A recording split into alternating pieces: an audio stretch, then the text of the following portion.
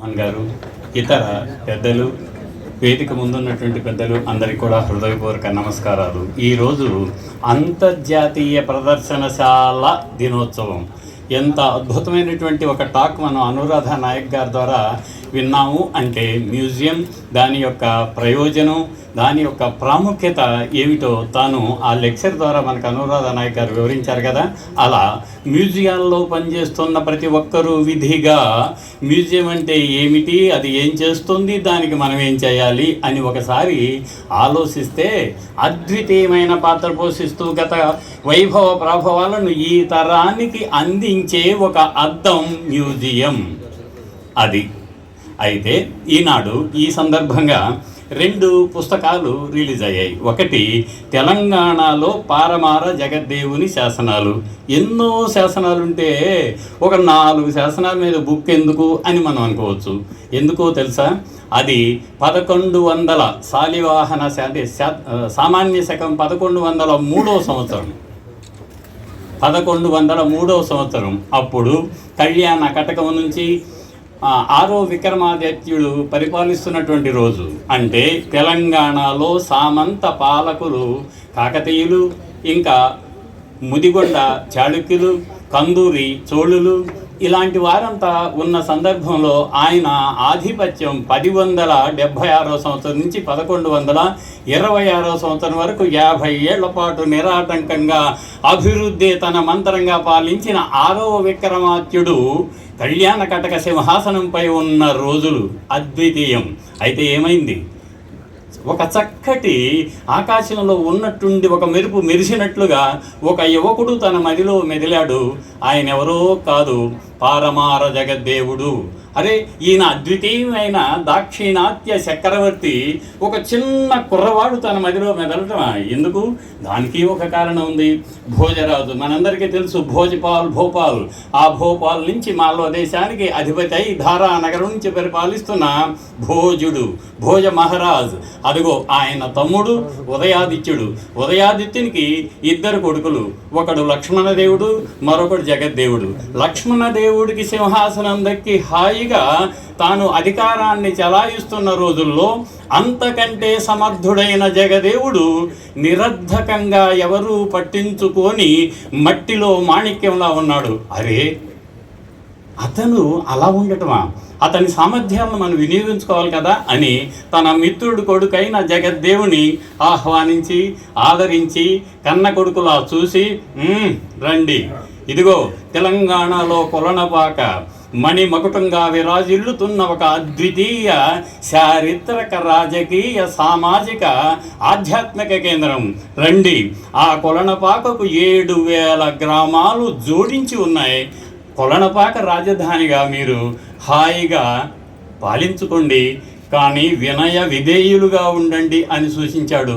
1104వ సంవత్సరంలో ఎక్కడో మాల్వ దేశంలో పారమార వంశానికి చెందిన ఆ జగద్దేవుడు చక్రవర్తి ఆదరణతో ఇక్కడికి వచ్చాడు. తెలంగాణలో కాలిడాడు. తెలంగాణ మన భారతదేశంలో 2 రాష్ట్రాలు ఆతిథ్యానికి ఆదరణకు పేరు. ఒకటి పంజాబ్, మరొకటి తెలంగాణ. అదిగో ఆ తెలంగాణకు వచ్చిన ఆయనకు ప్రజలంతా ఎంతో ప్రేమతో చూశారు. 1404 నుంచి 1408 వరకు కేవలం 4 ఏళ్ల పాటు మాత్రమే పరిపాలించి 40 ఏళ్ల అభివృద్ధిని అందించి వెళ్ళాడు ఆ మహనీయుడు. ఏం చేశాడు? కోలన్నుపాకల్లో జగద్దేవ నారాయణ ఆలయాన్ని, వీరనారాయణ ఆలయాన్ని కట్టాడు. ఆ తర్వాత జైనాథ్, మీరు ఆదిలాబాద్ వెళ్ళండి, ఎక్కడైనా ఆదిలాబాద్కు 14 కిలోమీటర్లో జైనాథ్ అని ఉంటుంది. అది అంటే జైన స్థావరం, ఒకప్పుడు అద్వితీయమైనటువంటి చారిత్రక ప్రదేశం. అదిగో అక్కడ జగద్దేవ నారాయణ నిర్మించాడు. ఆ ఆలయం ఎలా ఉందో తెలుసా? మనది కాదు, దాక్షిణాత్య ఆలయ వాస్తు కాదు, మరి మధ్య భారతంలో విలసిల్లిన భోజుడు సమరాంగణ సూత్రధారంలో తీర్చిదిద్దినటువంటి ఆలయ రూపురేఖ జైనాథులో ఉంది. తెలంగాణలో మణిమకుటంగా విరాజిల్లుతుంది. అదిగో ఆలయాన్ని కట్టాడు. ఇంకా శనిగరం, కొలనుపాక, వేములవాడ మొదలైన దేవాలయాలకు భూముల్ని భూమిగా దానమిచ్చాడు. అదిగో అంతటి మహనీయుడు కొలనుపాకలో ఒక 4 శాసనాలు, శనిగారంలో ఇంకా ఇతర ప్రాంతాల్లో మరో 4 శాసనాలు, మొత్తం 8 శాసనాలు ఆయన్ని గుణగణాలను వర్ణిస్తాయి. ఇక ఆయన ఎలాంటి వాడు అనేది మాత్రం దయచేసి మీరే ఈ పుస్తకం 50 రూపాయలు మీరు కొనుక్కొని పురావస్తు శాఖను గౌరవిస్తూ లోపల విషయాన్ని అవగాహన చేసుకుంటూ, ఒకప్పుడు తెలంగాణలో పారమార జగద్దేవుడు రాజై ఏలాడా, ఆయన ఇలాంటి మంచి పని చేశాడా అన్న ఆనందానికి లోనవుతారు. Thank you. ఇక రెండవ పుస్తకం చాలా ఇంపార్టెంట్ అయిన పుస్తకం. ఎందుకు ఇంపార్టెంట్ అంటే ఆలయం కేవలం ఇటుక రాతితోనో లేక రాతితోనో కడతాం కదా, కానీ ఇటుక రాతితో నిర్మించిన ఆలయాలకు ఇంకా ఇటుక రాళ్లతో తీర్చిదిద్దిన మన అనేక బౌద్ధ ఆరామాలకు స్టక్కో అంటే సున్నం అంటే తెలుసు కదా మనకి. సుధ అంటారు, సుధా శిల్పం అంటారు. స్టక్కో స్కల్ప్చర్ అంటే సుధ అంటే సున్నం అని అర్థం.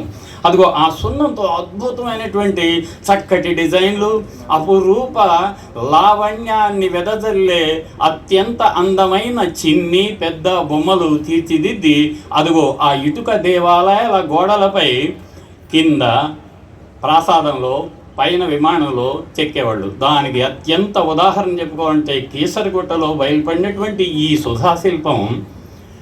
అలాగే మన గొల్లత్త గుడి, జడ్చర్ల పక్కనే గంగాపురం ఉంటుంది, గంగాపురం పక్కనే గొల్లత్త గుడి అని ఉంటుంది. ఆ గుడిలో అక్కడ ఇప్పటికీ రోడ్డు పక్క కల్లకూరు వెళ్తుంటే ఎడం వైపున వచ్చి చూడండి అని ఆహ్వానించే ఒక అద్వితీయమైనటువంటి 1200 సంవత్సరాల నాటి ఇటుక రాయి ఇప్పటికీ నిలబడే అదుగో ethos and values of Telangana artisans, come look at me, appreciate the artisans, appreciate the art of Telangana అని మెల్లగా మృదుమధురంగా మౌనంగా పిలుస్తోంది ఆ ఆలయం. ఆ ఆలయం దగ్గర జరిపిన తవ్వకాల్లో అనేక శిల్పాలు బయటకు వచ్చాయి.